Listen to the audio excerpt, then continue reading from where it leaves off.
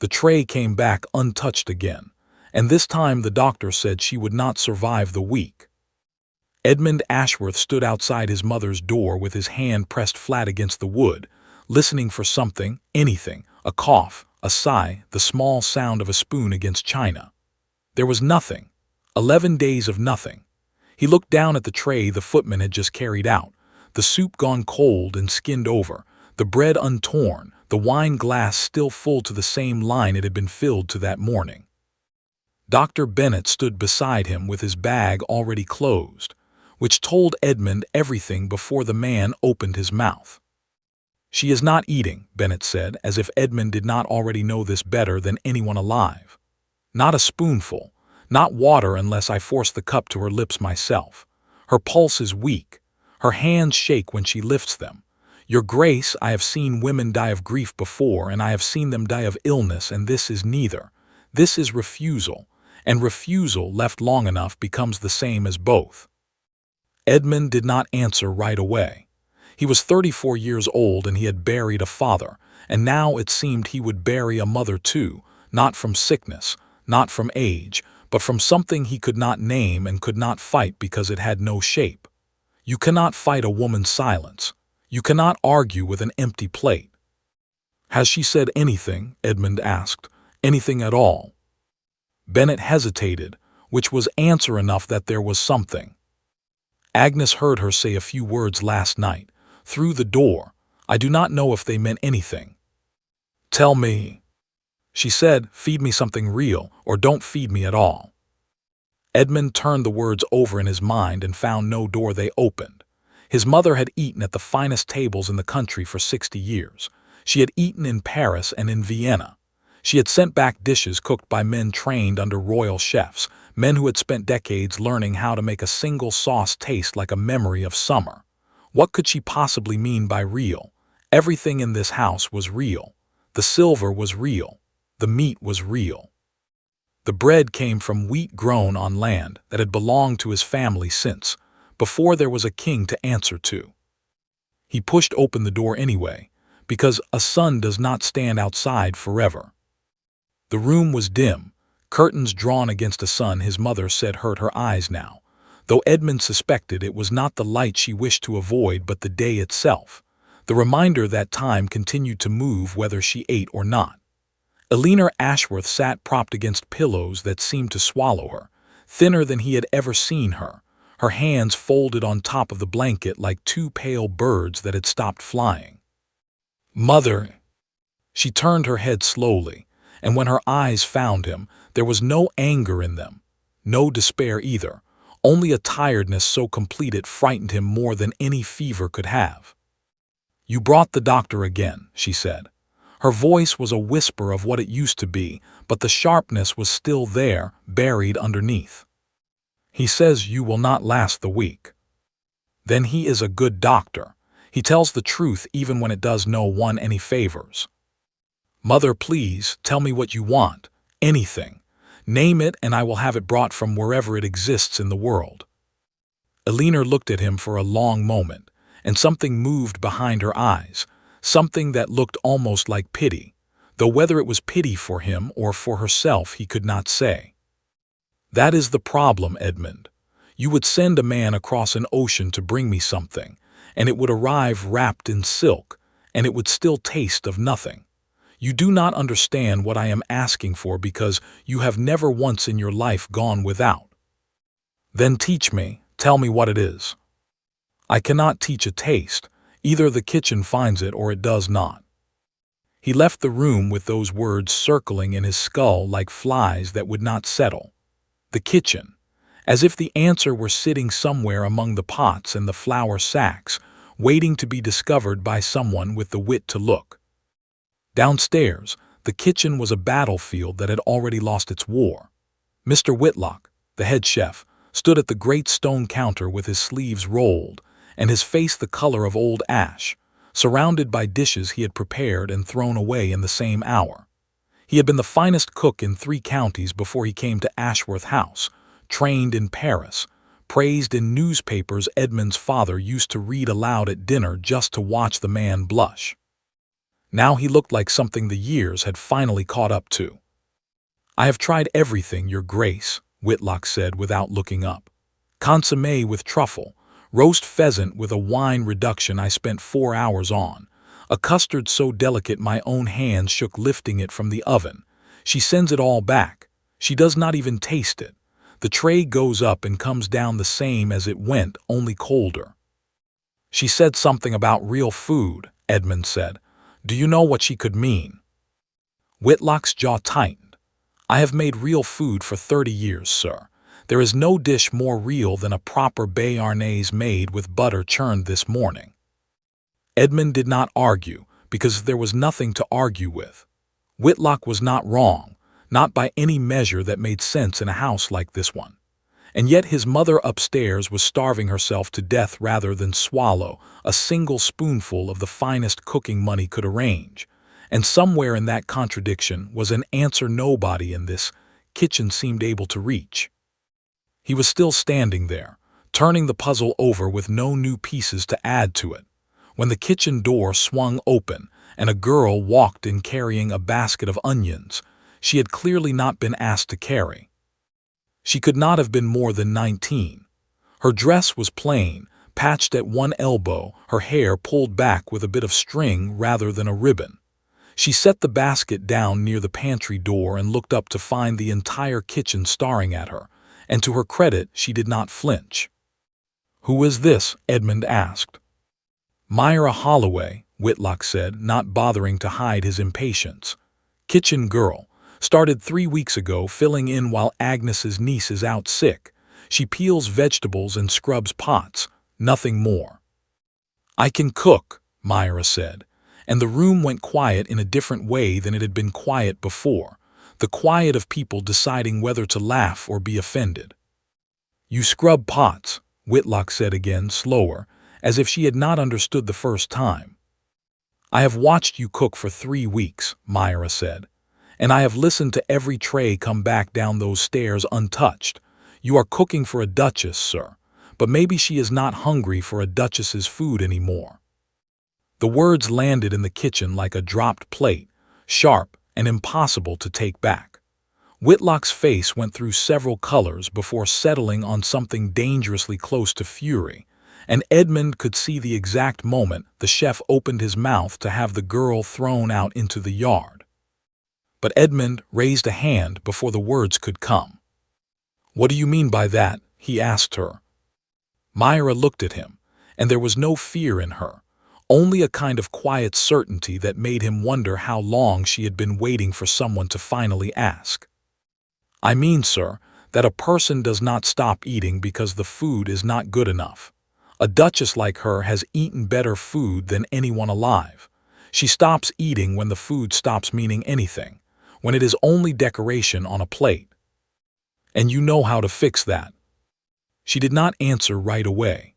Her eyes went to the basket of onions, to the fire crackling low in the great stone hearth, to something far past the walls of the kitchen entirely, somewhere Edmund could not follow.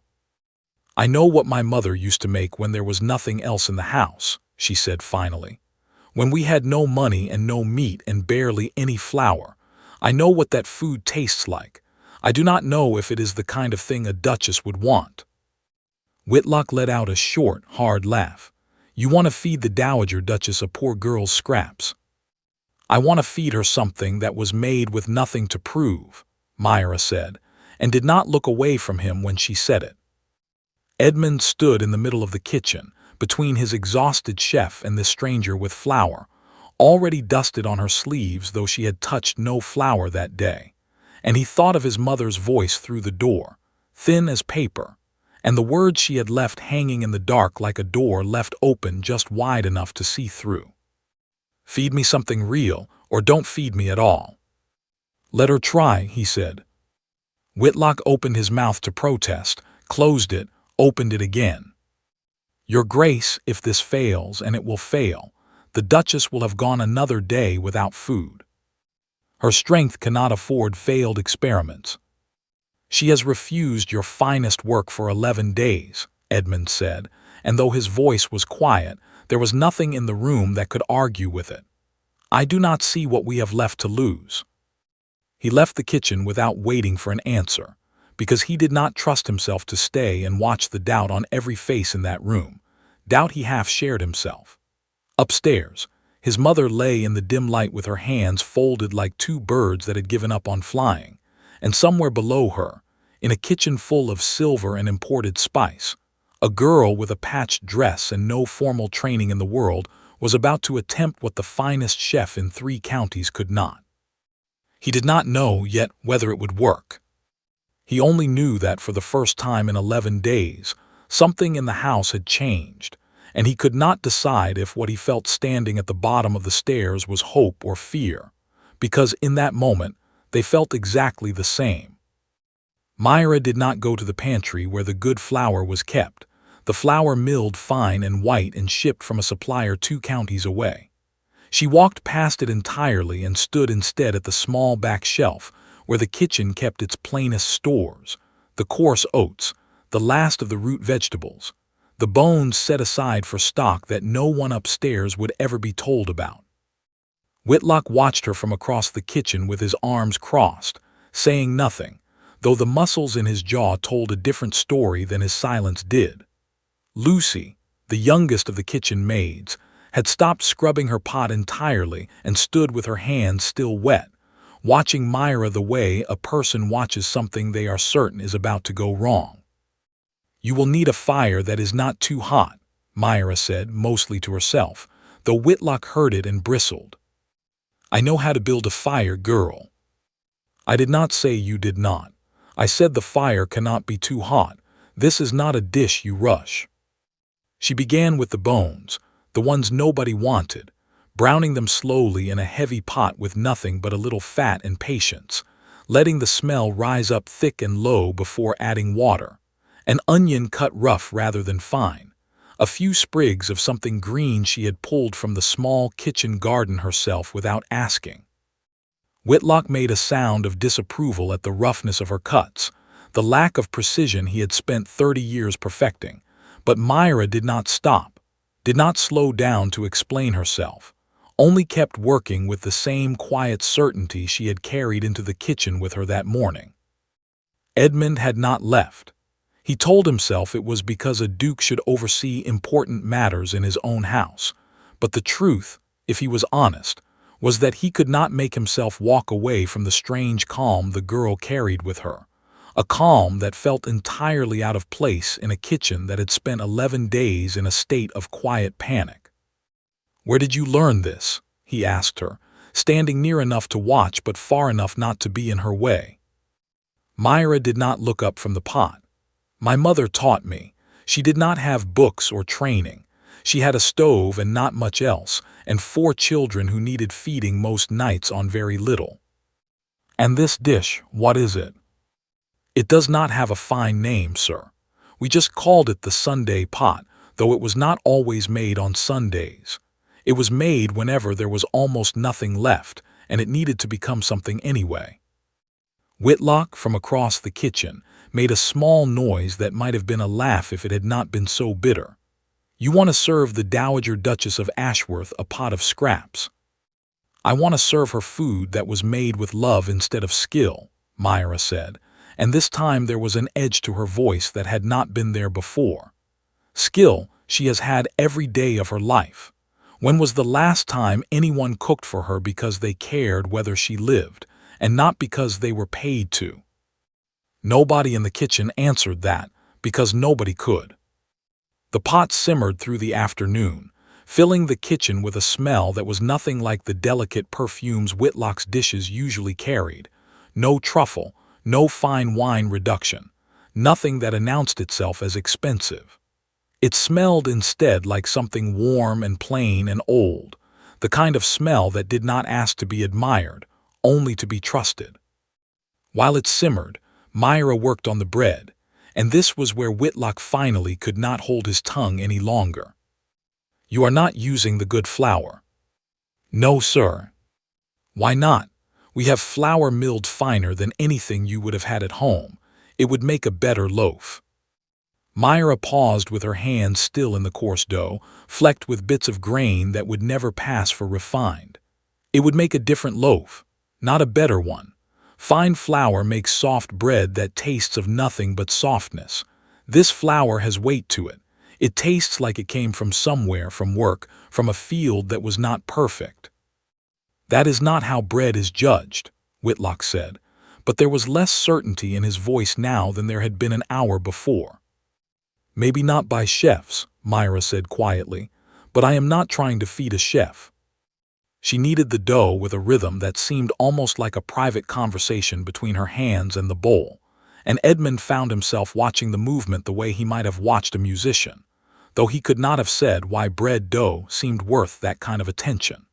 There was something in the way she worked that had nothing to do with technique and everything to do with intention, as if every fold of the dough carried a small piece of something she was trying to remember correctly. "Tell me about your mother," Edmund said, before he could decide whether it was appropriate for a duke to be asking such a question of a kitchen girl. Myra's hand slowed just slightly, though she did not stop working. "She is not living anymore, sir. 3 years now." "I am sorry." "You do not need to be. It was a long time coming and she went easier than most. But she used to say that food should never lie to a person. Rich people's food, she said, is always lying a little. It dresses itself up so you cannot taste the truth underneath. Poor people's food cannot afford to lie. It has to be exactly what it is, because there is nothing left over to hide behind." Edmund thought of the trays going up and coming back down for 11 days, each one more elaborate than the last, each one a small performance of wealth and skill that his mother had refused without so much as a taste. He thought of his mother's voice through the door. "Feed me something real." He began slowly to understand what she might have meant.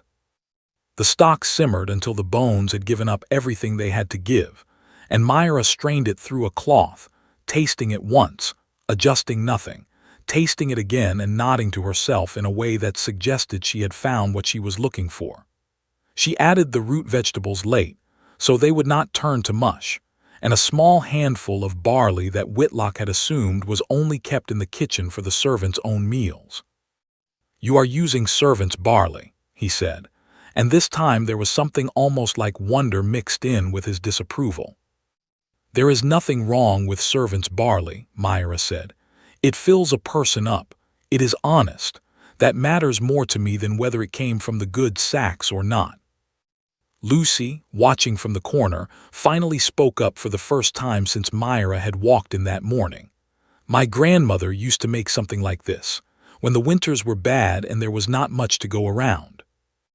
Myra looked at her, and something passed between the two girls, some understanding that neither Edmund nor Whitlock could fully share, an understanding built from a kind of hunger that had nothing to do with an empty stomach, and everything to do with the particular ache of growing up with very little.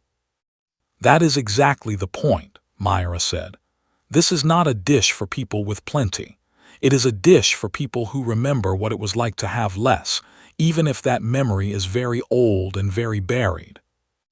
Edmund thought of his mother again, not as she was now, thin and fatting behind a closed door, but as she must have been decades ago, before she was a duchess, before she married into a name that came with more silver and land than any one family could reasonably need. He knew, distantly, the way one knows facts about a parent without ever truly considering them, that his mother had not always been born to this house. She had married into it. Her own family had been modest, respectable but far from wealthy, and somewhere in the 60 years since, that part of her history had been polished over so completely that Edmund had nearly forgotten it existed at all. Could that be what she meant? Could this thin, tired woman upstairs be searching, in her own quiet and stubborn way, for a taste of the life she had lived before all of this, before the silver and the imported spice, and the sauces that took 4 hours to reduce to something that tasted, in the end, like very little at all? He did not say this thought aloud. It felt too fragile to speak, the kind of idea that might shatter if handled carelessly. By the time the bread came out of the oven, dark and heavy, and cracked slightly across the top in a way that no fine baker would have allowed to leave the kitchen, The light outside had shifted toward evening, and the whole room smelled like something Edmund could not name but recognized anyway, the way a person recognizes a song they have not heard since childhood. Whitlock stood over the pot when Myra finally lifted the lid, and for a long moment he said nothing at all, only stared down into the simple, plain, humble stew that had taken shape from bones nobody wanted and vegetables that had not been trimmed to any particular elegance. "It is not what I would have made," he said finally. "No," Myra agreed, "it is not. But it smells like something a person would actually want to eat when they were tired and had nothing left to prove to anyone." Myra allowed herself, for the first time all day, a small and careful smile. "That is exactly what it is meant to smell like, sir." Edmund watched the tray being prepared, the plain bowl instead of the fine china usually sent up, the heavy dark bread instead of the delicate rolls, and felt something tighten in his chest that was not quite hope and not quite fear, but sat somewhere uncomfortably close to both. 11 days of failure sat behind this moment like a long shadow, and there was no guarantee that a girl with no formal training and a story about her mother's hard winters would succeed where the finest chef in 3 counties had not. But as the tray was lifted and carried toward the stairs, Edmund found himself following behind it, unable to stay in the kitchen and wait for news the way a duke was perhaps meant to.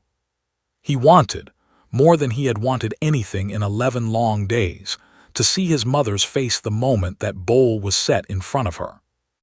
He did not know what he would see there. He only knew that for the first time since this had begun, he believed something might actually change. The tray reached the top of the stairs, and Agnes, who had served in this house for over 30 years and had carried thousands of trays through that same hallway, stopped for a moment outside the door and looked down at the plain bowl and the dark, cracked bread as if she did not quite believe what she was carrying. "This is not what Whitlock usually sends up," she said quietly to Edmund, who had followed the whole way without quite meaning to. "No," he said, "it is not." Agnes studied the bowl a moment longer, then looked at him with the particular expression of a woman who had watched a great many things happen in this house and had learned not to be surprised by most of them anymore. Well, 11 days of the finest food in England did not move her an inch. Perhaps it is time to try something that does not try so hard. She knocked softly, and when there was no answer beyond the usual silence, she let herself in the way she always did, moving with the quiet efficiency of long habit. Edmund stayed in the doorway, not quite willing to enter, not quite able to make himself walk away. The room was still dim, the curtains still drawn, and Alina Ashworth lay against her pillows exactly as she had that morning, exactly as she had for 11 mornings before that. Her eyes opened slowly when Agnes set the tray down on the small table beside the bed, and for a moment there was nothing in her expression at all, the same tired blankness that had greeted every meal before this one. "Take it away," she said, before she had even properly looked at it. "I have told you all, I am not hungry for what this house has to offer." "You have not seen it yet, ma'am," Agnes said gently. Alina turned her head, more out of habit than curiosity, expecting to see the same kind of dish she had been sending back for 11 days, something arranged with careful precision on fine china, something that announced its own expense before it had even been tasted. What she saw instead made her go very still. The bowl was plain, thick pottery rather than porcelain, and inside it sat a stew the color of old wood, dark and simple, with pieces of root vegetable that had clearly not been cut with any particular elegance, and a scattering of barley that had no business appearing on a duchess's tray at all. Beside it sat a heel of bread, dark and heavy, cracked across its crust in a way that spoke of a hand that had shaped it with care rather than precision. Alina did not move for a long time. Edmund, watching from the doorway, felt his own breath catch somewhere in his chest, uncertain whether what he was witnessing was the beginning of something or simply another slow refusal, gentler perhaps, but no different in the end. Where did this come from? Alina asked, and her voice had changed. It was still thin, still weak, but there was something underneath it now that had not been there in 11 days, something sharp and alert, like a person waking from a long sleep to find the room rearranged. "A new girl in the kitchen, ma'am," Agnes said. "Myra Holloway, she made it herself."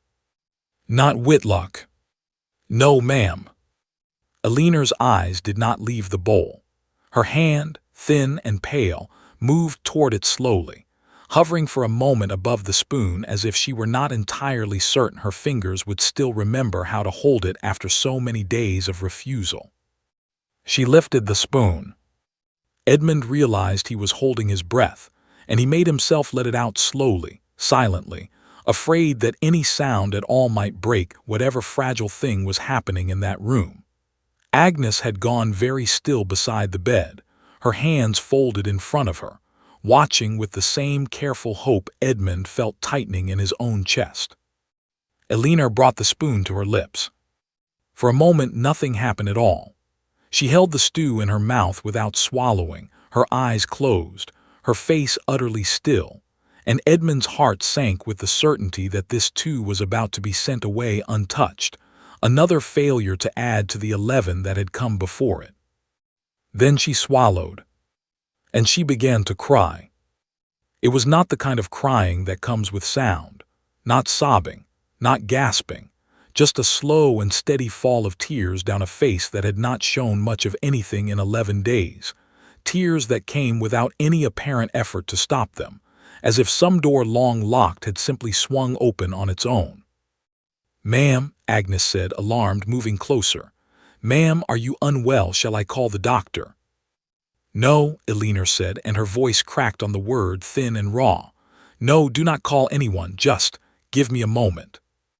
She lifted the spoon again, her hand trembling now, not from weakness but from something else entirely, and ate a second spoonful, and a third, the tears still falling but her hand steadier now, more certain, as though the act of eating itself was pulling her back toward something she had been drifting away from for a very long time. Edmund stepped into the room then, unable to stay in the doorway any longer, and knelt beside the bed close enough to see his mother's face clearly for the first time in days. "Mother!" She looked at him, and there was something in her eyes he had not seen there in years, something young, almost, a rawness that had nothing to do with her age or her illness. "Do you know what this is?" she asked him, her voice barely above a whisper. "A stew, Mother. Bones and vegetables and barley. The girl said it was something her mother used to make."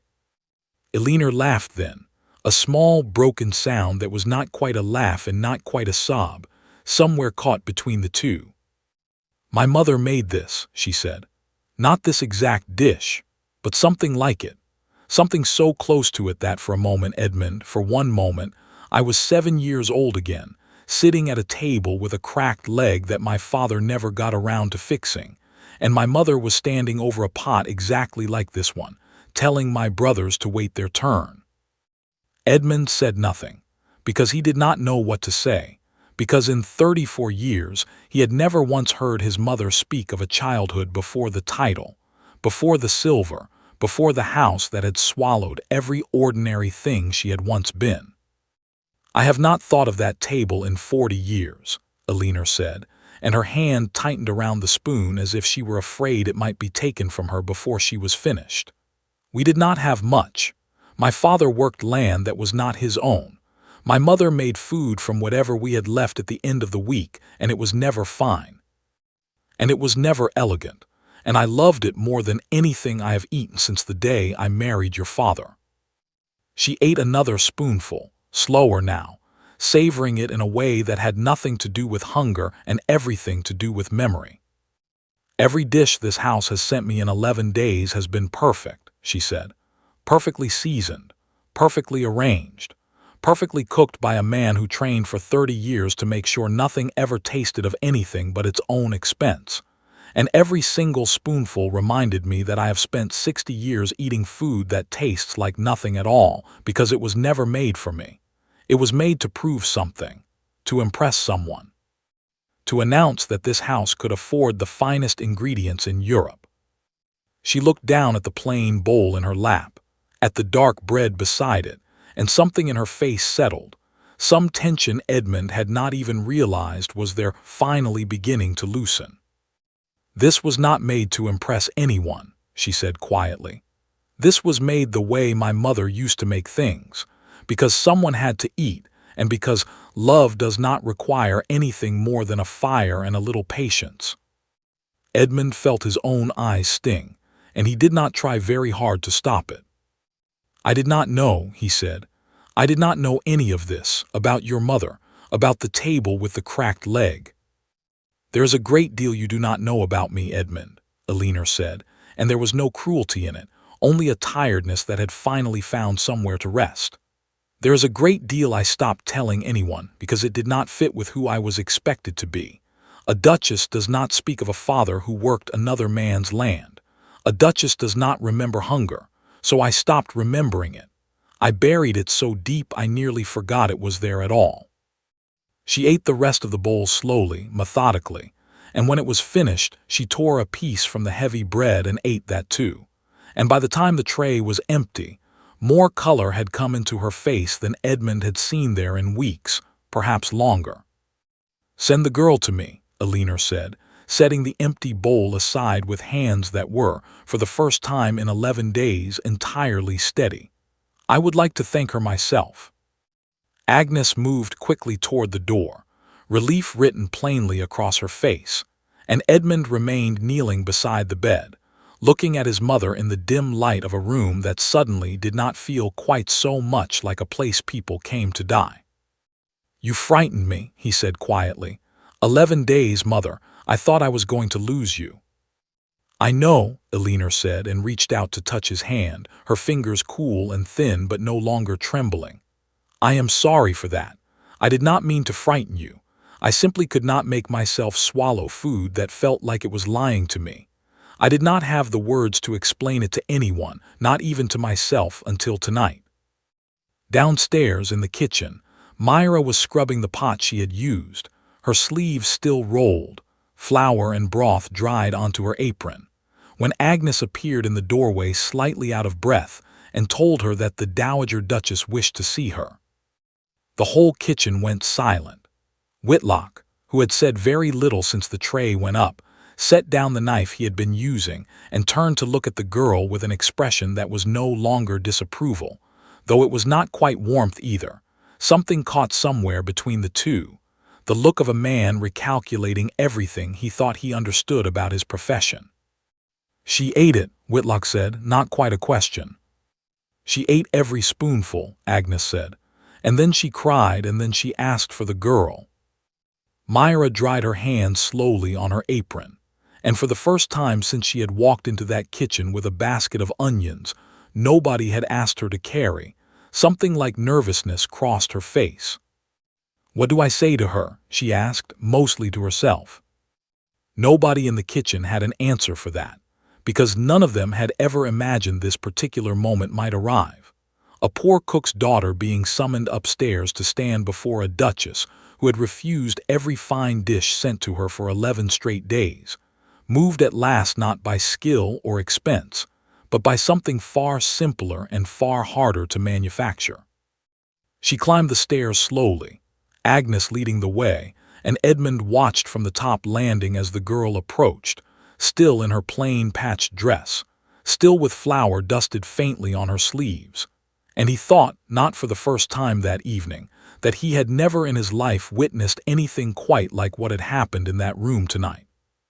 Whatever came next, he understood already that nothing in this house would be quite the same again.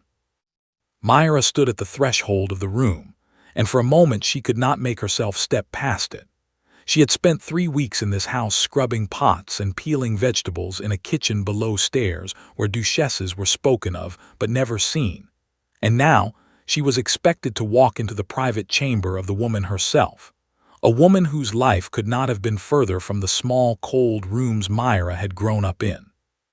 "Come in, child," Elinor said, and her voice, though still thin, had none of the weariness Agnes had described from the days before. "I do not bite. whatever the servants may have told you." Myra stepped inside, and the door closed softly behind her, leaving her alone with the Dowager Duchess of Ashworth for the first time. "Sit," Elinor said, gesturing toward the chair beside the bed. "I would rather not crane my neck to speak with you, and I imagine you would rather not stand there looking as though you expect to be scolded." Myra sat, carefully, on the very edge of the chair, her hands folded in her lap in a way that made her look younger than her 19 years, though there was nothing young in the steadiness of her eyes. "You made the stew," Elinor said. "It was not a question." "Yes, ma'am." "Tell me where you learned it." Myra hesitated, the way a person hesitates when asked to open a door they have kept shut for a long time, uncertain whether what is on the other side will be welcome once it is seen. "From my mother, ma'am. She passed 3 years ago now. Before that, she cooked for our family in a house with one fire and very little else.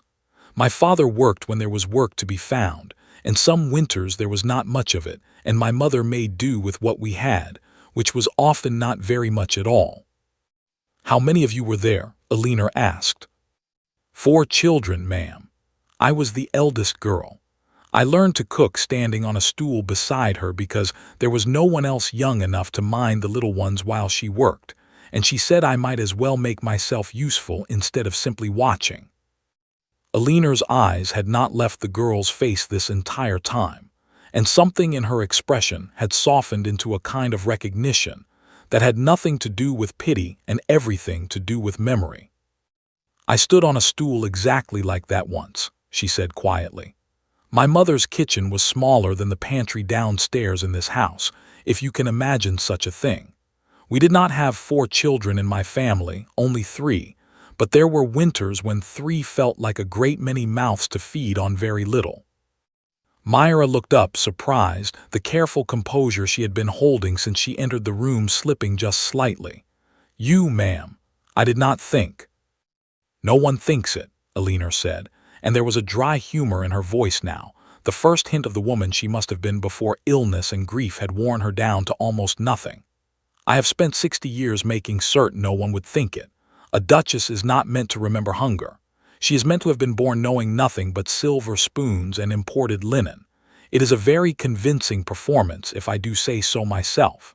I nearly convinced myself of it too, until tonight." She reached for the small dish of water on the table beside her bed, drank from it slowly, and set it down again with hands that were steadier than they had been in over a week. "When I married the late Duke," Elinor continued, "I made a decision. I decided that the girl I had been, the one who stood on a stool beside her mother's stove, would stay behind in that small house forever, and I would become someone entirely new. I learned which fork to use for which course. I learned to speak of wine as though I had always known its language. I learned to forget, Myra, and I was very good at it, because forgetting was the price of belonging to this life, and I wanted very badly to belong." "That sounds lonely, ma'am," Myra said quietly before she could stop herself, and then flushed, uncertain whether it had been too bold a thing to say to a duchess. But Elinor only nodded slowly, as if the girl had said exactly the thing she had been waiting 60 years for someone to say aloud. "It was," she said. "It has been the loneliest kind of life a person can live, because I could never speak of the part of myself I missed most without risking everything I had built. And so I simply stopped speaking of it. I stopped thinking of it, or told myself I had, until 11 days ago, when a plate of something perfectly cooked and perfectly cold was set in front of me, and I realized I could not remember the last time food had tasted like anything but performance." Edmund, who had lingered outside the door out of a son's instinct not to leave his mother entirely alone with a stranger, found himself listening through the gap where the door had not quite closed, and what he heard rearranged something in him that he had not known was fixed in place until that moment. He had grown up in this house believing his mother had always been exactly what she appeared to be, poised, controlled, born into a life of ease and never once touched by want. He had never thought to ask whether that was true, because it had never occurred to him that it might not be. Inside the room, Alina reached across the space between the bed and the chair and took Myra's hand in both of hers, thin fingers wrapping around a hand still rough from scrubbing pots and kneading coarse dough. "You gave me something back tonight that I did not know I had lost," Alina said. "I do not know how to properly thank a person for that. I am not certain there are words large enough." "You do not need to thank me, ma'am," Myra said, though her voice had thickened slightly, and Edmund, listening from the hallway, understood that the girl was fighting back tears of her own. "My mother used to say that food remembers things the mind forgets. I did not fully understand what she meant until tonight, watching your face when you took that first spoonful. She sounds like she was a wise woman, your mother." "She was tired, ma'am, mostly, but yes, also wise." Alina laughed softly at that, a real laugh this time, warm and unguarded, and the sound of it carried out into the hallway where Edmund stood with his hand still resting against the doorframe, and he realized he could not remember the last time he had heard his mother laugh like that, without performance, without the careful control she wore the way other women wore jewelry. "I would like you to cook for me again," Alina said. "Not every meal, perhaps. I do not think I could survive a diet of nothing but stew and heavy bread, however much I love it. But I would like there to be room in this house for the kind of food that remembers things.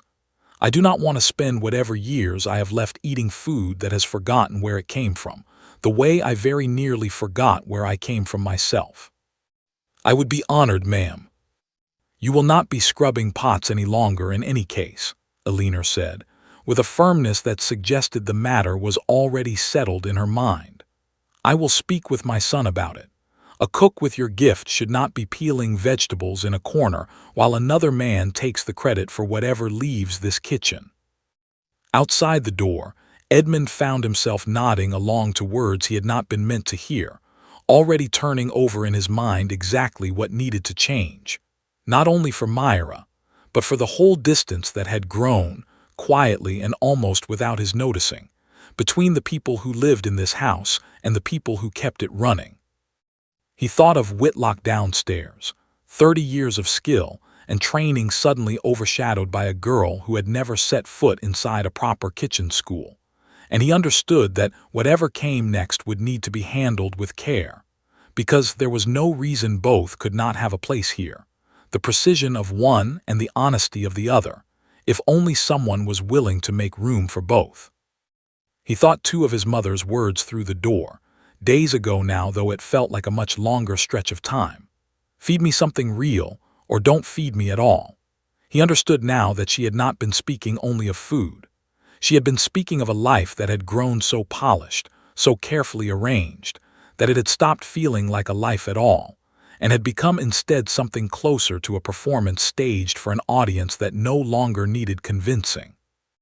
When Myra finally left the room, her eyes red but her shoulders somehow straighter than they had been when she entered, Edmund was waiting at the top of the stairs.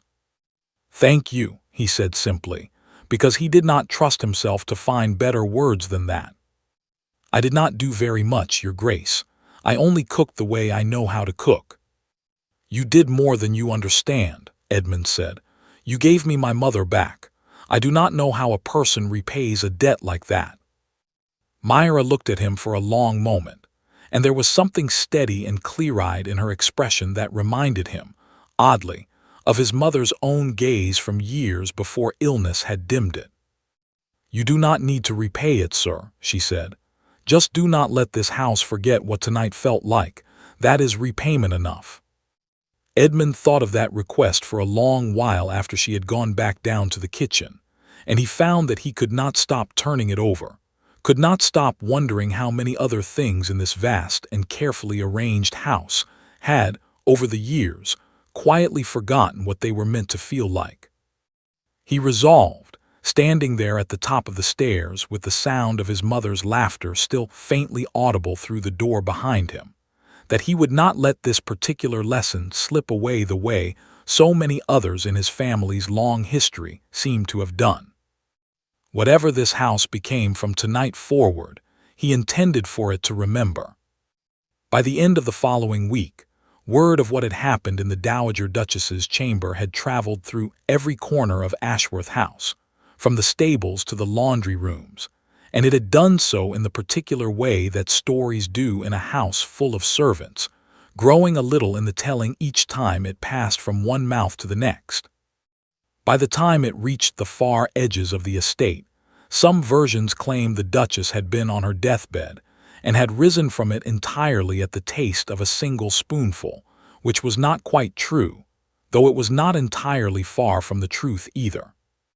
What mattered more than the shape of the story was what had actually changed, and a great deal had. Elinor ate again.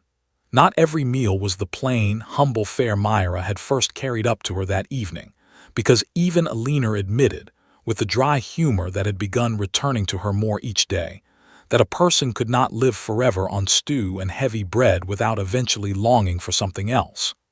But there was room now, real room, in the meals sent up from the kitchen, for dishes that did not announce their expense before they announced their flavor. Myra's food appeared on the tray several times a week, sometimes simple, sometimes more ambitious as her confidence grew, and each time Elinor ate every bite that was set in front of her, slowly, deliberately, as though she were reclaiming something one spoonful at a time. The color came back into her face over the following month in a way that surprised even Dr. Bennet, who had, by his own admission, expected to be attending a funeral rather than a recovery. "I have seen medicine do less for a patient than a proper meal seems to have done for you," he told her during one of his visits, and Elinor had laughed at that, a full and easy laugh that no longer needed to be measured or contained. "Medicine cannot feed a person's memory, doctor," she said. "Only food can do that, and only if it is honest enough to try." Downstairs, the kitchen had settled into an arrangement that none of them, least of all Whitlock, could have predicted 3 weeks earlier. Edmund had spoken with the chef directly, choosing his words with more care than he usually bothered to spend on household matters, aware that 30 years of skill and pride did not deserve to be cast aside simply because one dish, however remarkable, had succeeded where his had not. "I am not replacing you," Edmund had told him, standing in the kitchen among the pots and knives that had been Whitlock's domain for over a decade. "You are the finest chef I have ever known, and this house would be lesser without your skill. But I want this kitchen to be a place that can hold both what you know and what she knows. I do not see why precision and honesty cannot share the same stove." Whitlock had been quiet for a long moment, his pride visibly wrestling with something that looked almost like relief, and when he finally spoke, his voice had none of the sharpness it had carried in those first difficult days. "I will admit, Your Grace, that I have spent 30 years believing that skill was the only thing that mattered in a kitchen. Watching that girl work has taught me something I did not expect to still be learning at my age. Perhaps there is room to learn from her, if she is willing to learn a little from me as well." It was, Edmund thought, as close to an apology and an invitation as a man like Whitlock was ever likely to offer, and when he relayed the conversation to Myra later that day, she had smiled in a way that suggested she understood exactly what it had cost the older man to say it. "I would like that," she said. "I do not know everything, sir. I know what my mother taught me, and that is not nothing, but there is a great deal Mr. Whitlock could teach me too if he is willing." He was willing, as it turned out, and over the following months a strange and unlikely partnership grew between the two of them, the precise and formally trained chef, and the untrained girl who cooked from memory and instinct, each learning from the other in ways that made the food coming out of that kitchen richer than either could have managed alone. Whitlock taught Myra the discipline of technique, the careful management of heat, and timing that 30 years of training had given him. Myra taught Whitlock, though he would never have phrased it quite this way himself, that a dish could be perfectly executed and still say nothing at all if the person making it had forgotten why food mattered to begin with. Lucy, the young kitchen maid who had watched that first stew take shape with such quiet recognition, began spending her evenings learning alongside Myra as well, And within the year there was talk, quiet at first and then not so quiet, of Myra eventually taking over the kitchen entirely when Whitlock, older than he liked to admit, finally chose to retire to the small cottage on the estate that Edmund had offered him as thanks for decades of service. Eleanor, for her part, grew stronger with each passing month, and as her strength returned so did something else, a willingness to speak of things she had kept locked away for 60 years. She began telling Edmund stories of her childhood in the evenings, small details at first, the cracked leg of a kitchen table, the sound her mother's wooden spoon made against the side of a pot, and then larger things, the winter her family had nearly lost the small house they rented, the particular kindness of a neighbor who had shared what little they had without ever being asked. "I do not know why I never told you any of this before," she said to him one evening, months after the night that had nearly ended everything, sitting now not in the dim shuttered room where she had spent 11 days refusing food, but in the small sitting room downstairs where she had begun taking her meals again, at the same table Edmund used, rather than alone in her chamber. "I think you were protecting yourself," Edmund said. "You said as much yourself that night. You thought forgetting was the price of belonging here." "I was wrong about that," Eleanor said. "I understand now that I did not need to forget who I was in order to become who I am. I only needed someone brave enough to remind me that the two were never as separate as I had convinced myself they were." She looked toward the kitchen, where the faint sound of Myra's voice could be heard instructing Lucy on something, patient and warm even through the walls. "That girl gave me back 60 years I had thought were lost for good," Eleanor said. "I do not intend to waste whatever time I have left forgetting them again." Myra herself changed a great deal over that year, though anyone who had known her only briefly might have said the changes were mostly on the surface. A better room now near the kitchen, rather than the shared quarters she had started in. A small wage that had grown considerably as her role in the household expanded. A title, eventually, that placed her name above the door of the kitchen she had once entered carrying an unrequested basket of onions. But the deeper change was harder to see and mattered a great deal more. She had come into that house a girl uncertain whether the skills her mother had passed down to her, learned out of necessity rather than ambition, out of hunger rather than any hope of prestige, were worth anything at all in a world that measured cooking by trained hands and imported ingredients. She left that first difficult year with the quiet, settled certainty that what her mother had taught her, standing together at a small stove in a house with only one fire, had been worth more than any formal training could have offered, because it had taught her the one thing that mattered most, that food made honestly, without anything to prove, could reach a person in places that no amount of skill alone could touch. On the anniversary of that first night, nearly a year after Eleanor had lifted a spoon of plain stew to her lips and wept for the first time in longer than anyone could remember, Myra prepared the same dish again, unprompted, and carried it up to the small sitting room herself, no longer a task assigned to Agnes or any other servant, but something she chose to do because the occasion asked for it. Eleanor recognized the bowl the moment it was set in front of her, plain pottery rather than fine china, the same dark bread cracked across its crust beside it, and her eyes filled with tears again, though these were gentler than the ones from a year before, tears that came from remembering rather than from the shock of remembering for the first time. "You did not need to make this again," Eleanor said, though her voice carried no complaint at all. "I wanted to, ma'am," Myra said.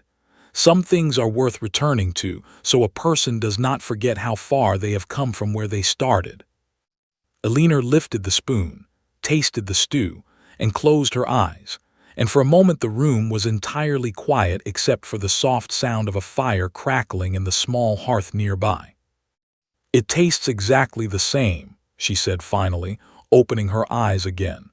"And yet it tastes like something entirely new to me now. I think that is because I am not the same woman who tasted it the first time." Myra smiled, and there was nothing uncertain in it now, None of the nervousness that had carried her up those stairs a year earlier, wondering what words she might find to say to a duchess. "That is the strange thing about food that remembers, ma'am," she said.